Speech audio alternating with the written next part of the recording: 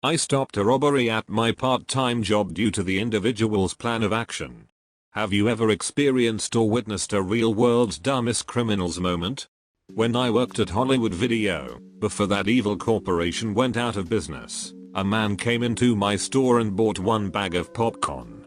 When I opened the register, he pulled a box cutter out of his pocket and told me to give him all the money. My first reaction was to laugh. I couldn't believe I was being robbed. He then waved the box cutter around and swore he wasn't horsing around, to which I told him he wasn't getting anything. He said he'd cut me, and I told him, good luck climbing over the counter to get me. He then placed his hands on the counter and leaned towards me. I grabbed a box cutter of my own and said, look at that, a Mexican standoff. Now here is where it gets silly. The man asked if I was threatening him. I said, no sir, still laughing at the situation. He then proclaimed he was calling the police, and I said, please do. He did, and he waited for the police to arrive. He told them I brandished a box cutter and threatened his life. I then showed the fine officer our security footage, and wouldn't you know it? He arrested my new friend. That's my favorite work story, call it bullshit if you want. So, any great stupid criminal stories? Mine is really similar to OP's. Over the last 2 years, I worked at a Jimmy John's, and one day we got robbed. He waited for all the customers to stop pouring in, and goes to the bathroom for about 15 minutes. Was he about to pee himself from excitement? Did he get a sudden case of the shits? I don't know, but a coworker walked by during this time and heard him loudly talking to himself, which I guess was to get pumped up. Then he finally walks out to a completely empty JJ's, and orders a sandwich. He was clearly nervous and something was up. As soon as the register was open, he goes, I have a knife, give me all your ducking money. The girl on the register was a super nice girl, so she totally blanked. However, our GM at the time, a fat Mexican guy in his mid-20s who grew up in a bad neighborhood, just nonchalantly goes, I don't believe you, show me your knife. The robber starts bickering with our GM, but the GM stays calm and tells him to show it, so he finally takes his knife out, and waves it at us saying he'll ducking stab us if we don't give him the money. Now here's the best part, we all work with knives, and they're really ducking sharp, but our Mexican, it's an affectionate term, takes this as a challenge, and grabs our knife and starts chasing him out the store and down the street. The best part is, he's so short and fat, he's waddling in an apron as he's running yelling, pussy, fight me like a man Giotto. When the police came, the guy was gone, but to this day our GM tells that story to every new person we hire. Oh, and to those of you who don't believe me, here's the proof. Store was in Carroll Stream, GM's name was Sebastian. Not really a stupid criminal, more of a gentleman robber actually. I went out at like 2 in the morning to buy cigarettes, tried a few shops, but they were all closed. While walking home in sorrow, I was accosted by a young man with a knife, who asked quite politely for all my money. I was a very poor backpacker at the time, and the $50 in my pocket was pretty much the last of my money for the month. I showed the guy my empty wallet hoping he would leave it at that, but he noticed my bus pass and decided to take that instead. He then handed me 2 cigarettes and apologized for the inconvenience, and walked away. In a state of semi-shock, I realized that without my bus pass I had no way of getting the 5 AM bus to work. Damn Vancouver Transport Company, and expressed my frustration out loud. The guy came back and asked me what was wrong. After I explained, he handed me back my bus pass and said, we've all got to make a living somehow. Edit, thanks to Naughty Monkey. TLDR, I got mugged and came out losing nothing and gaining 2 cigarettes. Some creepy looking guy tried to carjack me. I was leaving the supermarket at 8 in the morning. On my way through Rotorua to go to Wellington, he knocks on my window, and I roll it down about an inch. He asks if I can give him a ride to some gas station. I'm not too familiar with the place, so I ask where it is, and he points up the road. Then he tells me I can just drop him at the corner of the street about 100 meters away. I laughed and told him to walk. Then he tried to force his way into my car, a 1973 Mercedes, so I opened the door as hard as I could into him, and slammed it shut on his fingers. Those doors weighed like 80 kilos. I know this because I had to take them off to fix some rust around the hinges. I feel bad for possibly breaking his fingers. Edit. For all those asking if he was black, he was some white junky looking fellow. Tried to jack a car and now he can't even jack himself. Don't feel bad in the slightest. I work at my family's liquor store, and we have a debit/credit machine where we take the card, punch in our store ID/cashier ID, then amount, stick the card in and hand it back.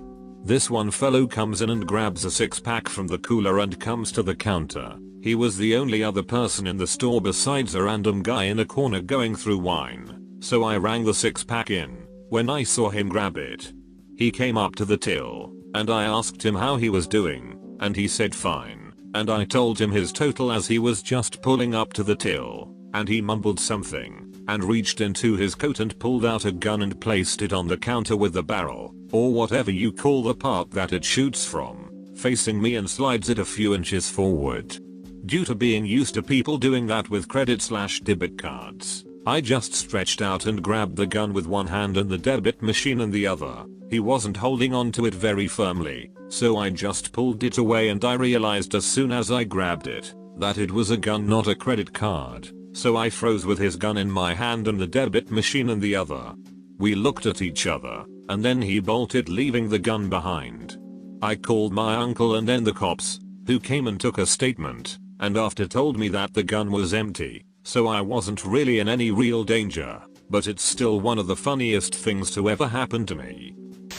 A few weeks ago, I'm getting home from late night classes, when this guy jumps out and says, "Give me all your money," or something like that.